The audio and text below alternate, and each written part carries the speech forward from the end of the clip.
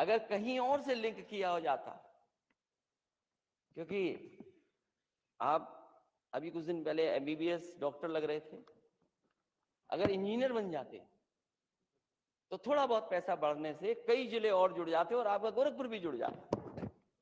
लेकिन पता नहीं किसने अलाइनमेंट बताया होगा, 6,000 करोड़ और अभी भी रोड कंप्लीट नहीं है।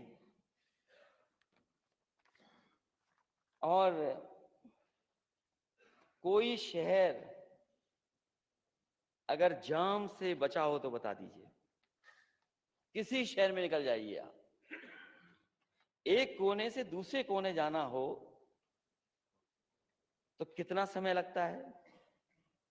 ये सरकार कहती है स्मार्ट सिटी बनाएंगे, क्या स्मार्ट सिटी यही इसी को माने हम, कि जहां आप रुक रुक के जाएंगे या जाम में फंस करके जाएंगे। कोई शहर हमें बता दीजिए लखनऊ के साथ साथ जिस शहर में जाम ना लग रहा हो। पूरे शहरों में जाम है। क्या ट्रैफिक व्यवस्था है सरकार की? और ट्रैफिक व्यवस्था क्या हुआ? रोक देते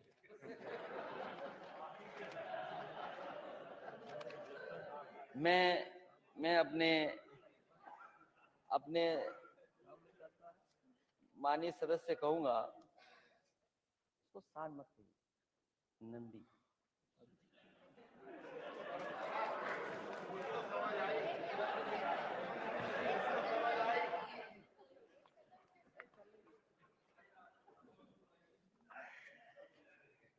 इतना ही मुस्कुराते हुए नेता सदन ने कहा कि सांड नंदी है और वे नंदी का संरक्षण कर रहे हैं। ट्रैफिक पुलिस से ज्यादा सड़कों पर ट्रैफिक पुलिस से ज्यादा और किसी शहर में, अध्यक्ष महोदय, कानपुर के इधर मैंने गिने नहीं लेकिन दिखते वहां भी हैं, बाकी गिन लिए।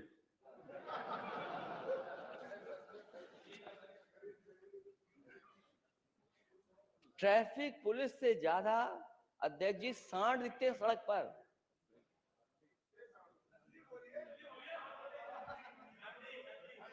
गौशालाओं में नदी, गौशाला में क्या दुर्दशा है? आपने बजट में पैसा लिया है उसके लिए? क्या ये पर्याप्त पैसा है? ये 250 करोड़ से, अध्यक्ष महोदय, कुछ नहीं होना। अगर आप ईमानदार हैं, आप लोग जो ईमानदार हैं, तो नंदी की सेवा के लिए केवल 250 करोड़ रुपए, 250 करोड़ में सेवा हो जाएगी। हर सड़क पे, हर चौराहे पर, हर डिवाइडर पे। और आज भी चले जाइए, कहीं घूम के आ जाइए। आईएसओ की ड्यूटी लगी थी और हरदोई में तो सेकंड फ्लोर पे सांड चढ़ गए थे 2। उनको रात भर सेवा करनी पड़ी थी सरकार को। लो भाई, ये तो समाजवादी हो गए। कमाल के हमारे पास बुद्धिमान लोग बैठे हैं सदन में। ऐसे ही समझाओ मुख्यमंत्री जी को, यही समझाना। अरे हमारे बुद्धिमान माननीय सदस्य, ये बताओ हरदोई के सेकंड फ्लोर पे कैसे चढ़ गया सांड? क्योंकि तहसीलदार की जिम्मेदारी थी, तो वो ढूंढते ढूंढते तहसीलदार के पास पहुंच गया। एक सांड उसमें बड़ा शरीफ था, वो अधिकारियों के फुसलाने से और थोड़ा खाने पीने के दिखाने से उतर आया। दूसरा नहीं उतरा, उसके लिए आपको हाइड्रा का इंतजाम करना पड़ा। बताओ, सेकंड फ्लोर से हाइड्रा से उतरा सांड के नहीं उतरा? बताइए, हरदोई के मंत्री जी बैठे हैं, क्या सच है कि नहीं सच है? सोचिए आप, ये दुर्दशा है। चारा पानी तक नहीं मिल रहा है, गौवंश भूखे प्यासे मर रहे हैं क्योंकि गौशालाओं के नाम पर योगी सरकार में सिर्फ भ्रष्टाचार हो रहा है, केवल लूट हो रही है। और इसको चलाने वाले लोग भाजपा से जुड़े लोग हैं और सरकारी अधिकारी मिलकर के चारा पानी तक खा पी जा रहे हैं। बताइए, ये स्थिति है। और किसी गौशाला को आप दिखाइए, किसी गौशाला में चले जाइए आप, और जिस दिन गौशाला के नीचे आसपास खुदाई होगी,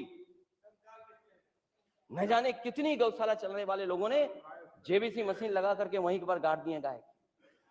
आप किसी को दिखवा लीजिए, बाजारों में सांड गौवंश, सड़कों पर सांड, खेतों में सांड, खेती किसान कितनी जान जा चुकी है।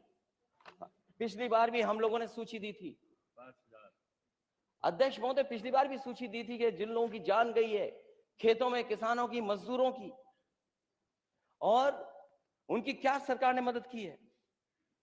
इसलिए 250 करोड़ से कुछ होने वाला नहीं है। अगर आप ईमानदारी से सेवा करना चाहते हैं, अगर नंदी मानते हैं उसको, सच्ची सेवा करना चाहते हैं, तो 250 करोड़ से नहीं, आपको 5000 करोड़ रुपए खर्च करने चाहिए इसके लिए। क्यों नहीं खर्च करने आप 5000 करोड़ रुपए? हम लोग कह रहे हैं, विपक्ष के सब लोग कह रहे हैं 5000 करोड़ रुपए लगाइए आप और पास करिए। हम लोग ताली बजा करके और टेबल बजा करके पास कराएंगे।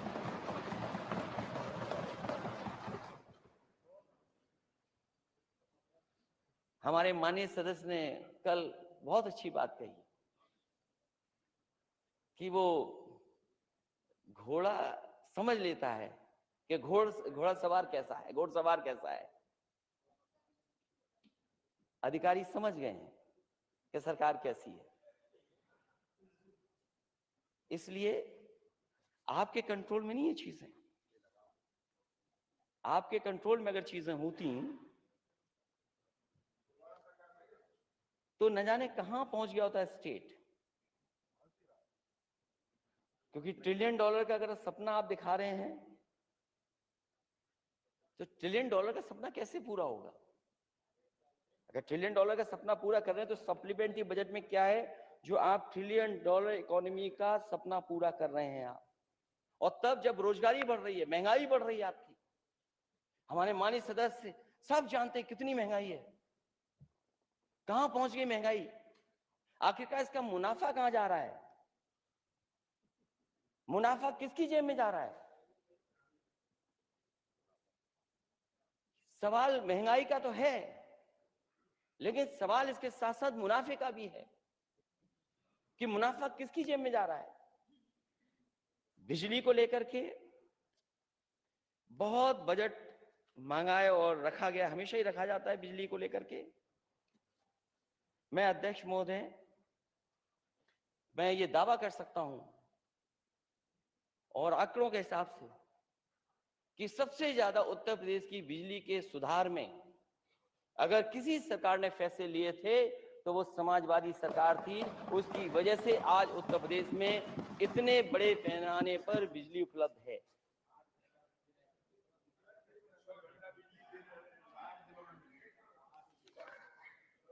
मैं अध्यक्ष महोदय,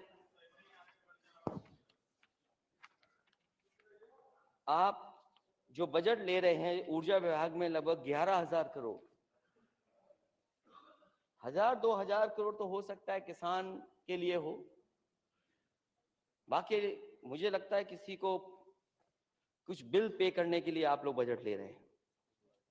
और अगर बजट ही आपने अच्छी तरह खर्च किया होता तो जो पावर प्लांट समाजवादी सरकार में बन रहे थे वो आज बन करके तैयार हो जाते, बिजली मिल रही होती और ज्यादा सस्ती मिलती बिजली। जो बिजली को लेकर के ये सरकार बताए कि आप 11,000 करोड़ तो ले रहे हैं, लेकिन जो बनते हुए प्लांट हैं, कारखाने, वो कब तक पूरे हो जाएंगे? क्या निवली लिग्नाइट से बिजली मिलने लगी? क्या पनकी का 660 सुपर समाजवादी सरकार ने स्वीकृत है उससे मिलने लगी बिजली? क्या एटा के जवाहरपुर योजना से मिलने लगी बिजली? और मेरे पास तो ईयर वाइज है कि 2012 में कौन सा प्लांट चालू कर दिया था, 13 में कौन सा चालू किया, 14 में कौन सा, 15 में कौन सा, 16 में कौन सा, 17 में कौन सा। चाहे वो हरदुआगंज हो, चाहे परीक्षा हो, चाहे आपके इलाहाबाद के हों, और चाहे सोनभद्र के। सरकार बताए कि इतना बजट लेने के बाद भी आखिरकार जनता को बिजली की सुविधा क्यों नहीं मिल रही है। और जब सब स्टेशन बनाने के लिए बात हुई सरकार बताए कि सब स्टेशन कितने बनाए उन्होंने। हमारे सदस्य बैठे हैं और मैं आंकड़े पेश कर देता हूं और आप भी अपने आंकड़े रख देना। 765 केवी के अध्यक्ष महोदय समाजवादी सरकार में सबसे ज्यादा लगे। 12 में 1000, 13-14 में 2000,